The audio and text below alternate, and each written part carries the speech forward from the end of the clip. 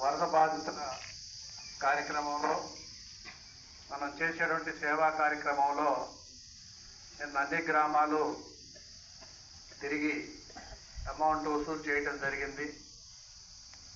అన్నీ కలిపి 1,60,000 వసూలయ్యాయి. మిగతా అమౌంట్ స్కూల్ తరఫున ఏర్పాటు చేసి 2,70,000కి సరుకులు తీసుకొచ్చి ఈరోజు డిస్ట్రిబ్యూషన్ చేయడానికి ఏర్పాటు చేయడం జరుగుతుంది. రేపు ఉదయం విజయవాడ తీసుకెళ్ళి డిస్ట్రిబ్యూషన్ జరుగుతుంది. రైస్ బ్యాగ్ ఒకటి, 25 కేజీల రైస్ బ్యాగ్ ఒకటి, తర్వాత కందిపప్పు, మినపప్పు, నిత్యావసర వస్తువులన్నీ కలిపి ఒక ప్యాక్ చేసి ఒక ఫ్యామిలీకి ఒక బ్యాగ్ ఇచ్చొచ్చేటట్లుగా ఏర్పాటు చేయడం జరుగుతుంది.